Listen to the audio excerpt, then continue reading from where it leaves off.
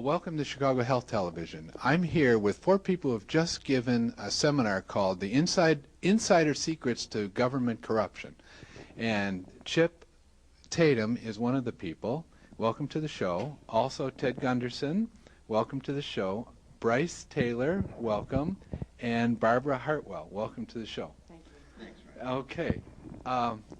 Now, I'm going to just direct the questions to each and every one of you. I'm going to ask you a couple of questions about what you were doing and what the purpose of the seminar was. So many of our viewers and listeners have not really had exposure or especially detailed information about what we're doing.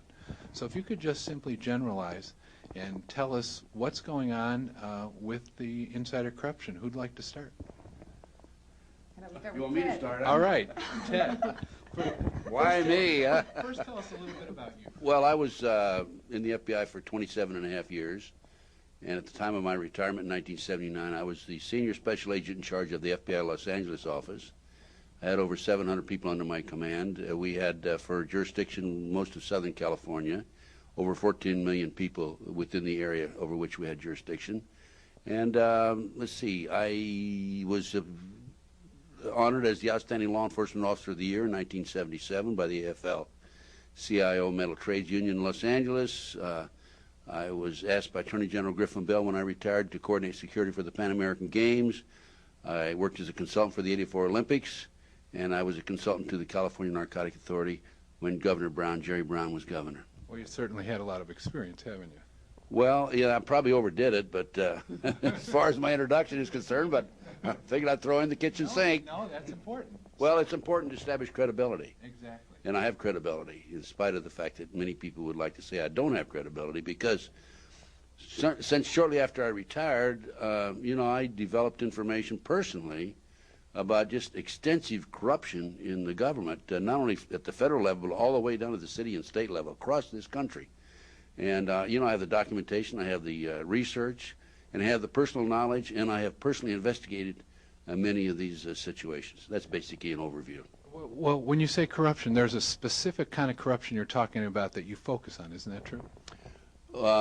No, really, corruption is pretty all-inclusive of I have information about corrupt judges, corrupt law enforcement, prosecutors, county officials, judges, and it runs the gamut. It's not really specific at all unless you, and as a matter of fact, it includes a number of areas. Like, for example, I have developed information in Nebraska in a case I investigated in the late '80s involving international trafficking of children and kidnapping that ties into an organization in Washington, D.C. known as the Finders, which is a covert CIA operation.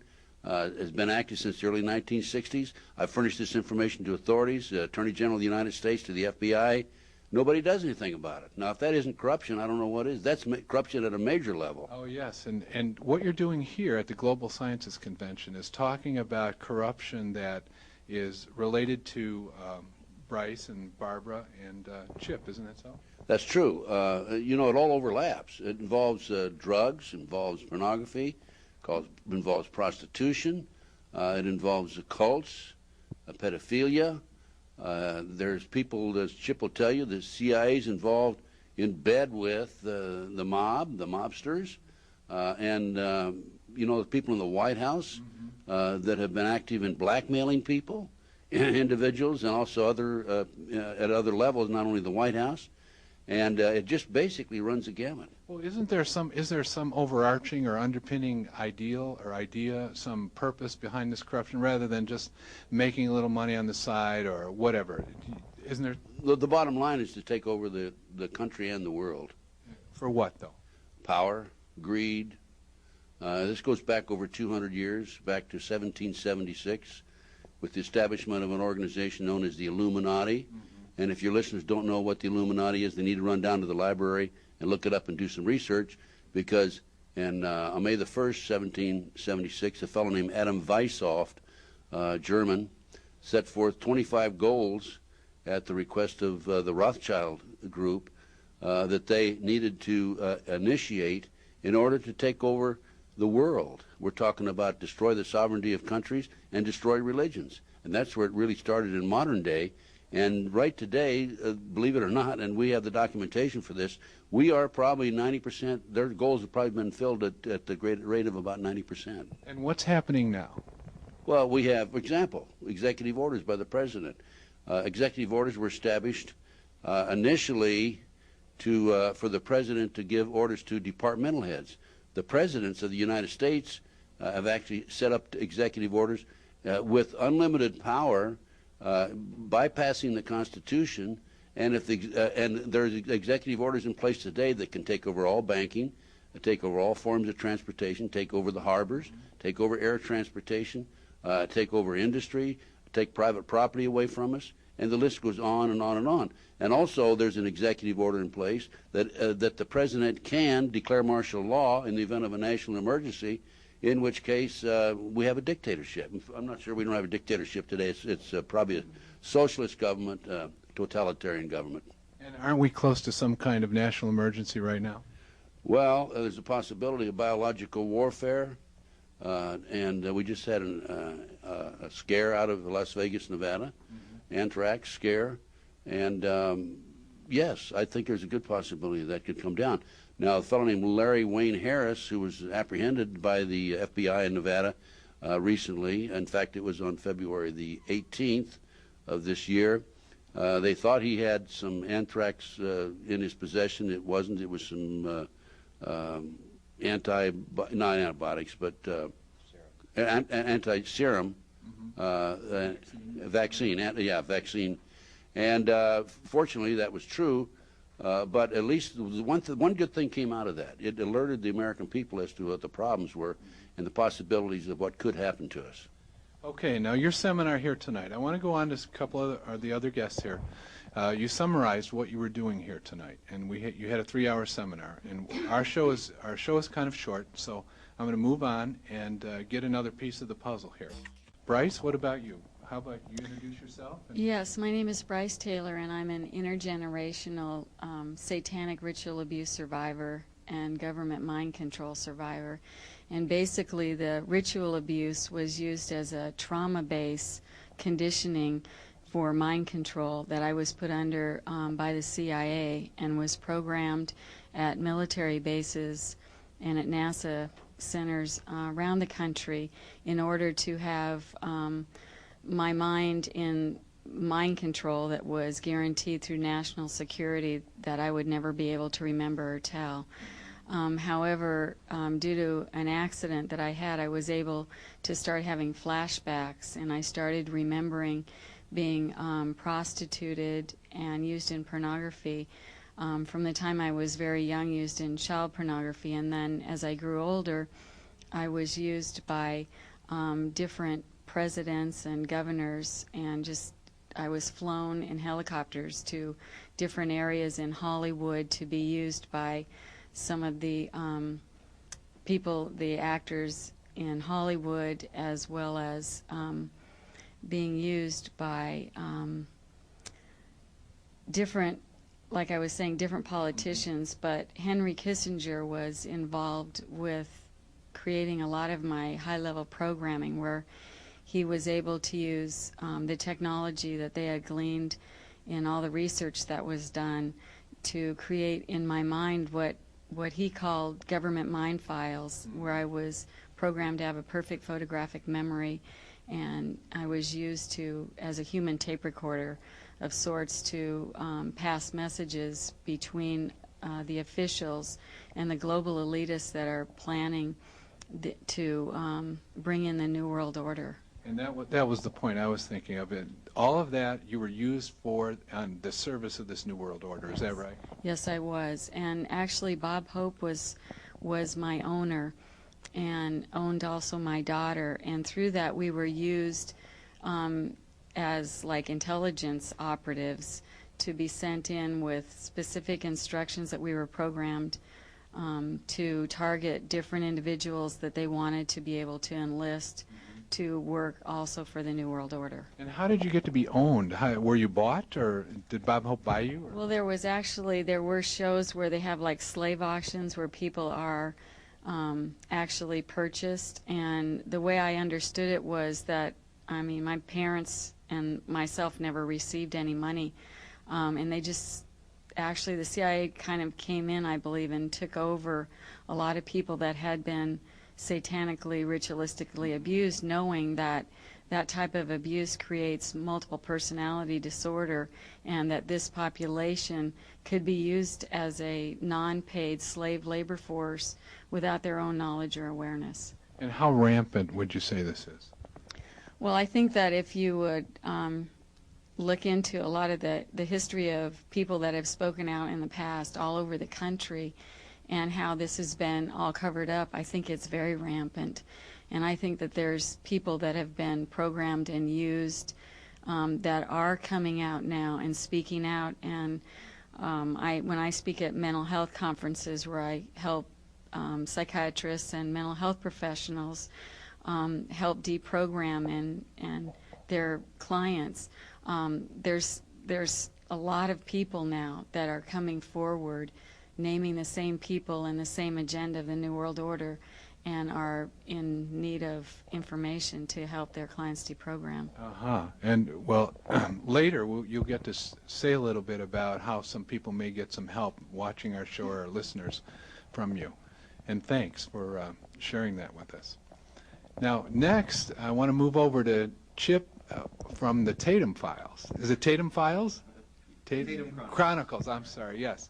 Would you say, you've been on our show before, and would you say a little bit about yourself and how you've contributed to this seminar tonight?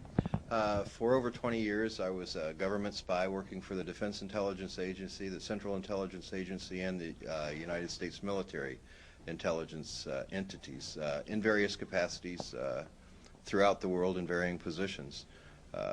In the primary years, I worked in the Southeast Asia environment.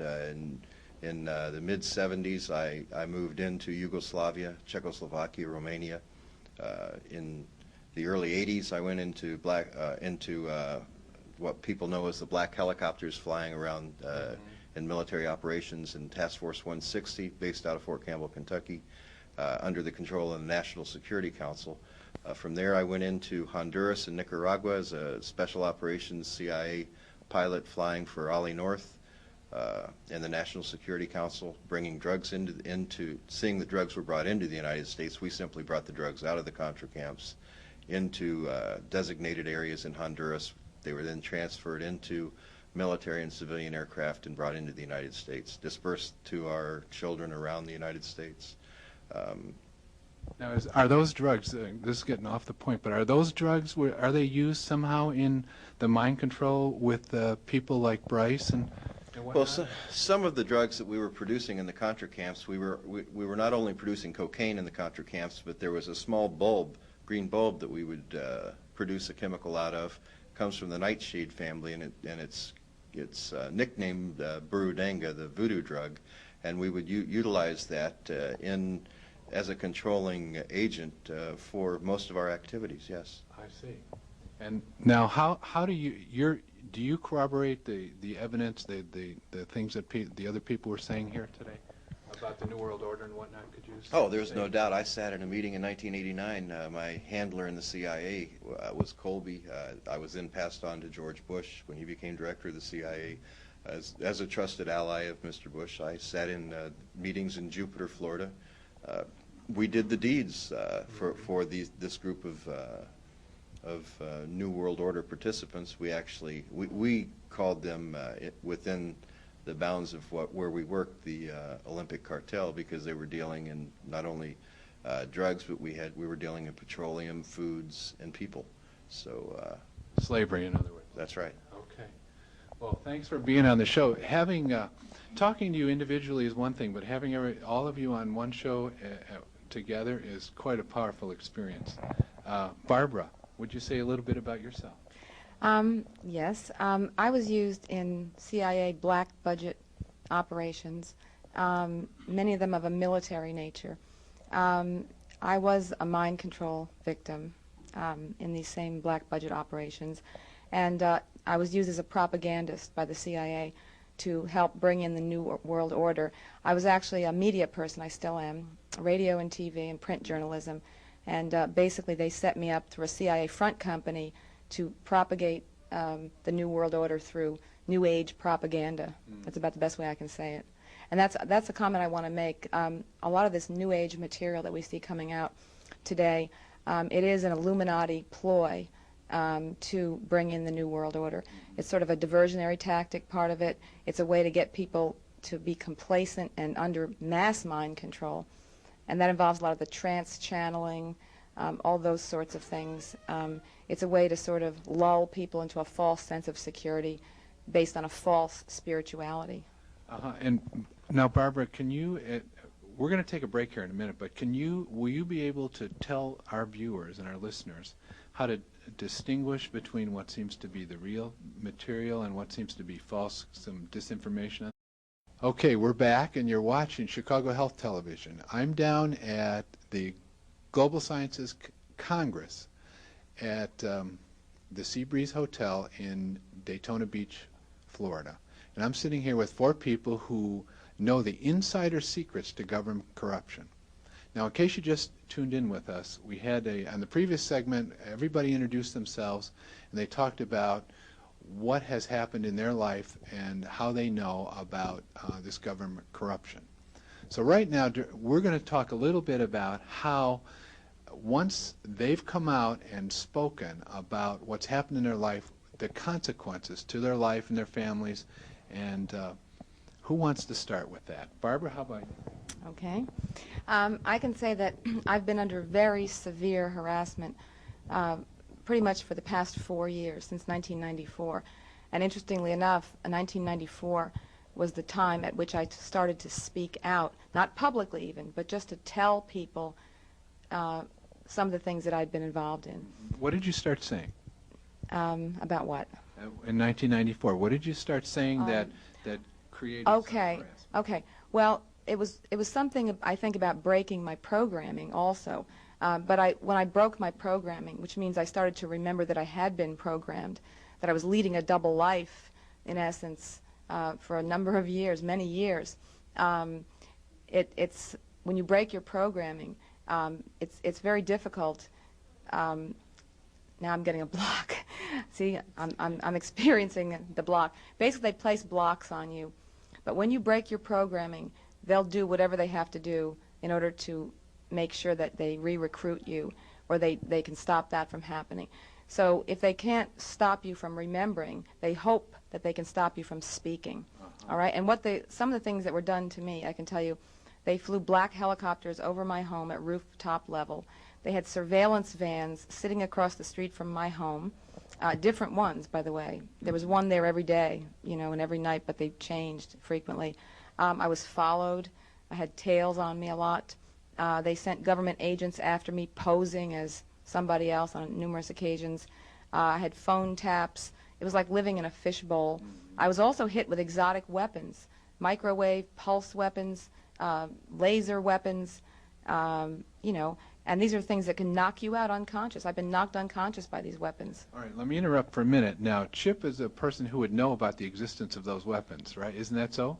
You may have even used some of those weapons. I may have. Can we go over? You may have. Right. I know you may have. Now, could you say a little bit about that, about those weapons? I can say that I was a pilot of what they call the black helicopters.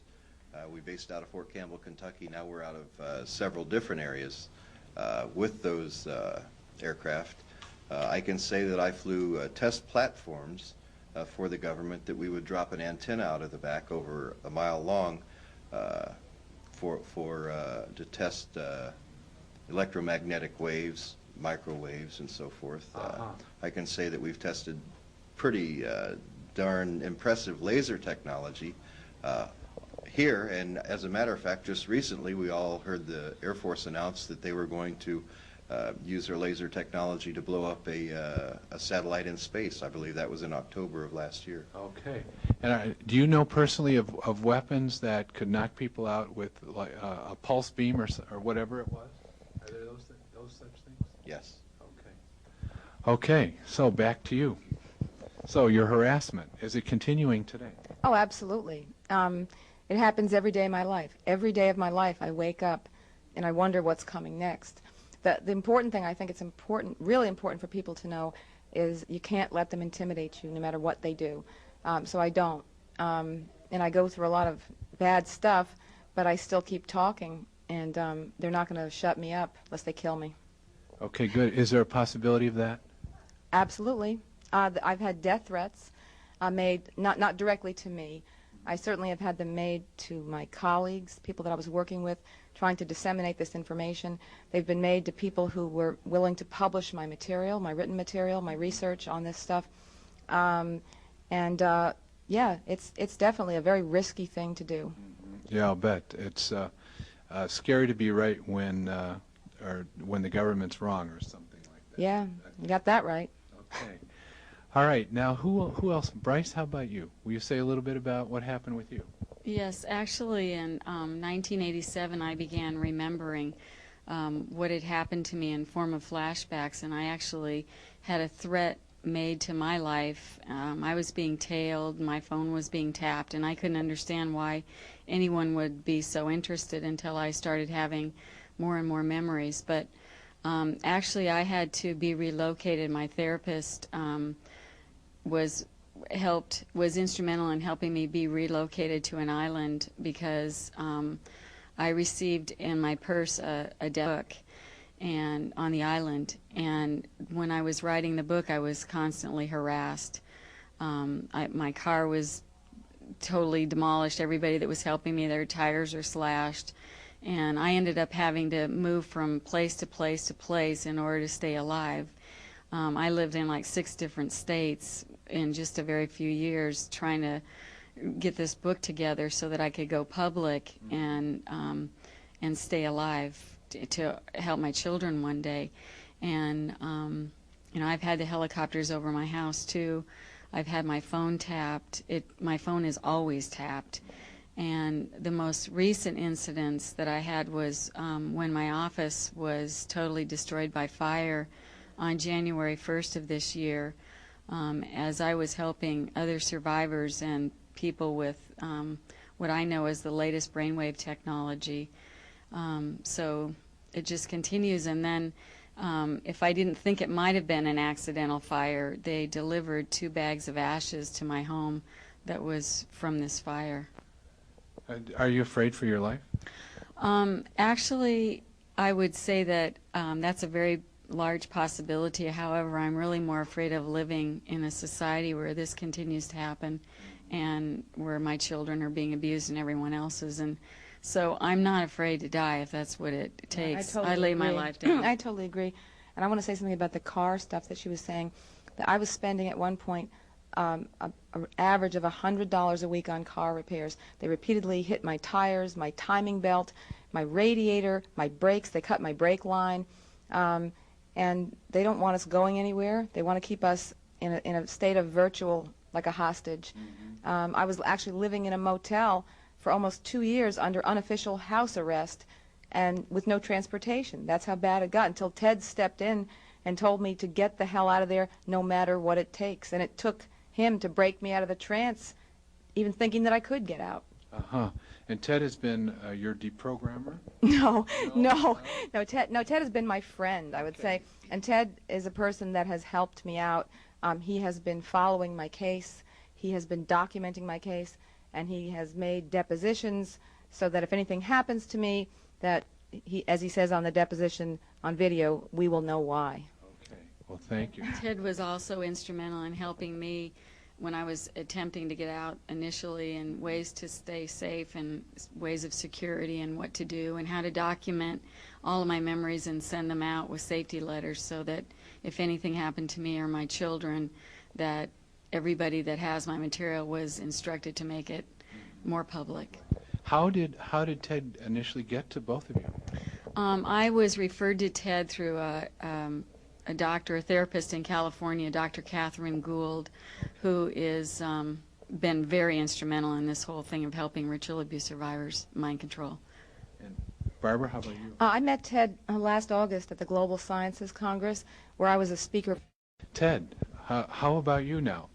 Since your involvement with, you were a government employee and everything, and now you're investigating the government, what's happening? Well, let's see. I really saw no signs of corruption when I was in the FBI. We had a great organization. And frankly, if I had, I would have made an issue out of it. I retired, and I took on a case, triple murder out of North Carolina. I don't want to go into details. We don't have time. But making a long story short, I obtained a confession from one of the assailants. There were 7 people involved in it. And this was a girl that told me that the Dr. Jeffrey McDonald was the case, did not commit those murders. They were committed by my satanic cult group. I went on public television and radio, and people just came out of the woodwork from all over the country, told me the same basic story. And even though I knew nothing about satanic activity, I said, you know, there's got to be something to this, because these people would not, under any circumstances, be able to furnish the same information unless they were individually involved in this. So that's where I first went public, and then after that, the harassment has been, you know, really quite intense at times.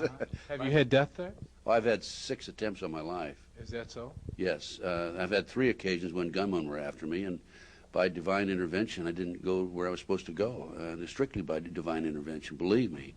And I've had the other attempts on my life. The last one was in spring of 1993. I was back in Nebraska investigating what we call the Franklin cover-up book, which involved pedophilia, pornography, prostitution, satanic cult. Some of the leading businessmen in the state of Nebraska were identified by the children. 80 children came forward. And these children, these perpetrators have been named in a book, so you don't have to worry about a lawsuit. The Franklin cover-up by John DeCamp, Harold Anderson, past publisher of the Omaha World Herald, Bob Wadman, chief of police, Omaha, was named. Eugene Mahoney, who's head of the Nebraska Forestry Service, was named. Other leading citizens were named by these kids as being pedophiles and involved in this ring. But anyway, the last time an attempt was made on me to harm me, I was driving from Omaha to Lincoln, and the lug nuts had been loosened on the right front wheel and the left front wheel of the car, and it came off when I was doing about 75 miles an hour. And I was able to control the vehicle. But this is just, these are the more serious attempts. Otherwise, I've had surveillances. I've had telephone taps, and I have a way of checking to see if I have telephone taps. In fact, I did it in a very logical manner. I had an individual call me, and use a certain name, a name that he never used with anybody else, and within a few days after he called me, he received a phone call at that number, his wife did, asking if so-and-so lived there. So there's the only place somebody could have picked it up was off telephone tap at my number, right? Exactly. And so those are little techniques that I know about in order to check it out. On the surveillances, you know, very frankly, I chase them out of the neighborhood. You do? Ted, tell them how somebody canceled your plane reservations on the way here. Well, that's right. But I mean, I had, what I do, when I have a surveillance sitting outside my house, I put on the gun, of course, and I go out and I drive by about 3 miles an hour and just look at him. And I do a U-turn and come back 3 miles an hour and look at him. Then I do that about 3 times, and I come in and right behind him and sit and park and look at him in the rearview mirror. And they get fidgety and they start. Well, I had one guy take off and run a stop sign on me. Really? Can anybody use that technique, Ted? Well, not unless I'm going to remember that. Well, it's very effective because it intimidates the hell out of them. Mm-hmm. And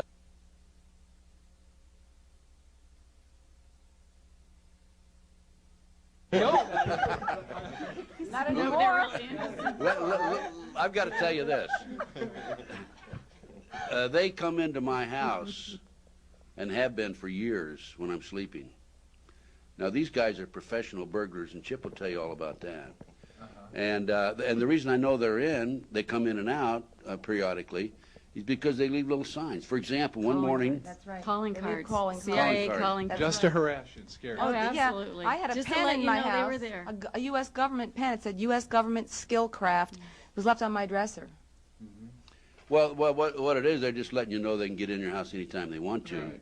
And what happened was one night, I went to bed about 11 o'clock, And I had a letter that I was going to fax the first thing the next morning and left it on my desk. I got up the next morning, it was gone.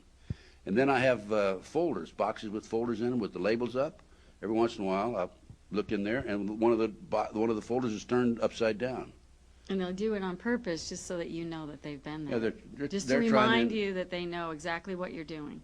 Okay, now we're going to need to take a break, and after this break, we're going to find out from Chip who he thinks is responsible for some of these, the harassment. So stay with us.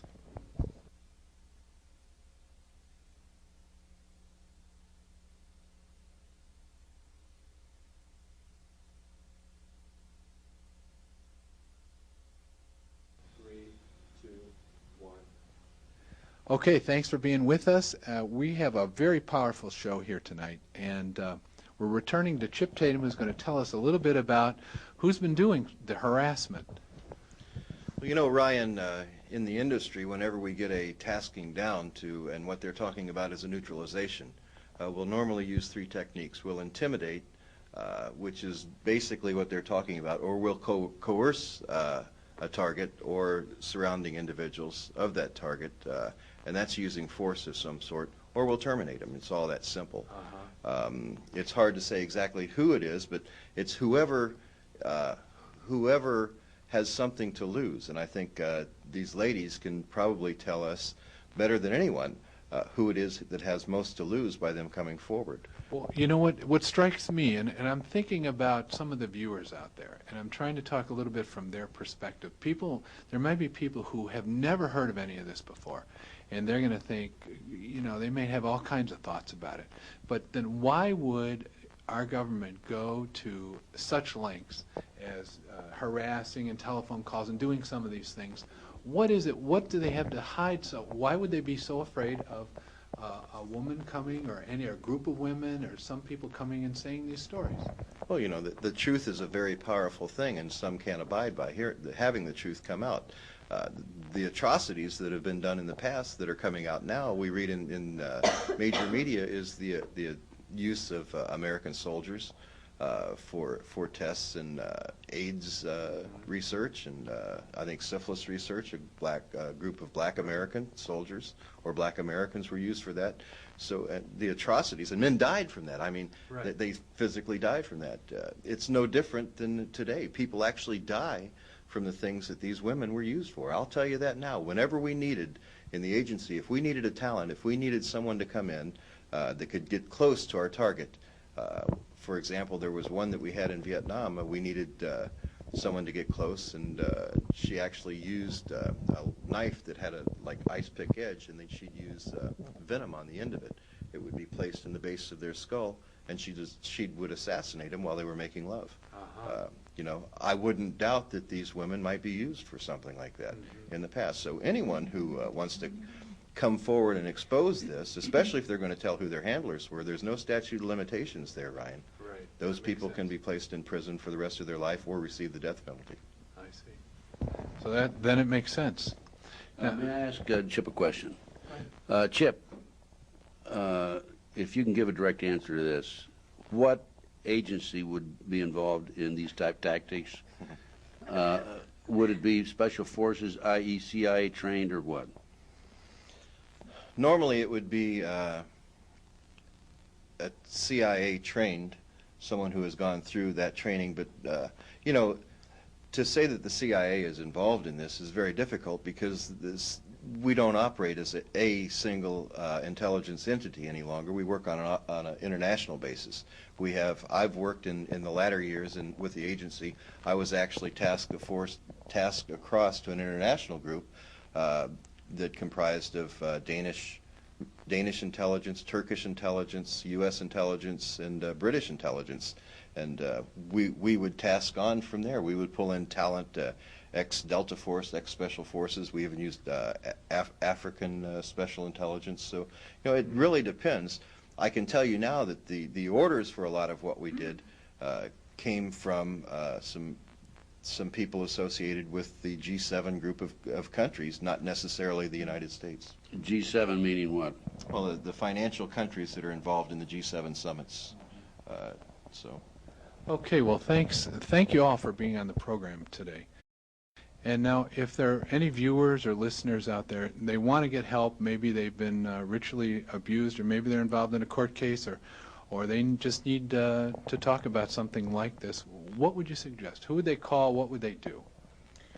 Yes, Ryan, I think that people could call in California, there's a LA Women's Task Force on ritual abuse, and I have a number where I could refer people to, and that number is area code 213-650-0807. And there's also a group in California called MASA, which is Mothers Against Sexual Abuse, and they could obtain legal defense information there. And I think that this number that I gave you would be probably the best source. Okay, thank you. Anybody else? Ted? I have a number, an 888 number. I'd be glad to help if it's at all possible. I am very, very busy because I don't have a staff or anything. But my number, my 888 number is 888-609-2916. Okay, thank you. Now, Barbara, don't you have a foundation you're working with? Not a foundation exactly. I'm trying to start a fund to raise money so that we can investigate and document and legitimize some of these things, that legitimize the fact that these things have happened to us. I do have that, but there's really no phone number that I can give connected with that, because at this point it's my home phone number and I really don't want to give it out. Okay, fine. So, go ahead. Yeah, well, another suggestion I have is that people call my 888 number and ask for a copy of my research. It's important that individuals are aware of what's going on, and we have the documentation. Chip has documentation. I have documentation. These ladies have documentation. It's an educational process. And I have my own radio talk show. It's on in the mornings from 8 to 10 on satellite. It's Galaxy 1, Transponder 17, 5.58 audio wide band, where I'm trying to get the word out. I also have my own television talk show in Las Vegas. And what station is that on, and the time? That's on at station KKJK, Channel 19, non-cable in Las Vegas, Nevada. But I'm doing everything I can to educate people. And, you know, we're not just a bunch of clucks sitting up here. We all have credibility, and we have the research, and we've been there, done that. This guy has, I have, and these two ladies. Yes, you have, and I can vouch for that. Chip, you also have material available, and I know we've talked about it before, but would you say what you have and give your numbers? We do. We have a number of books available that is actually the documentation that shows the corruption. You know, many people talk about the government's involvements in some of these nefarious activities. We have those in books that part of the government harassment that I receive is because I wouldn't turn those documents over to them. I didn't want them to burn out their shredders. You know, they had enough work. So, so those documents can be obtained by calling 1-800-201-7892 and ask for extension 58. We additionally have a website, and you can access our website, the Black Ops Reporter, by going to www.2.net, scroll down the page and click on Black Ops. And if you'd like to email me, you may email me at chiptatum@aol.com. Okay, wonderful. Thanks for being on the show, all of you. And I applaud you for being able to come on and say these things. I think it's really hard. It would be hard for me, and I think it would be hard for other people out there, and you're courageous to go ahead and do this. And it's a service that we need, that the country needs. And so stay with us. Chicago Health Television, and let's say that again. So stay with us for Chicago Health Television, and I'm Ryan Elliott. Thank you.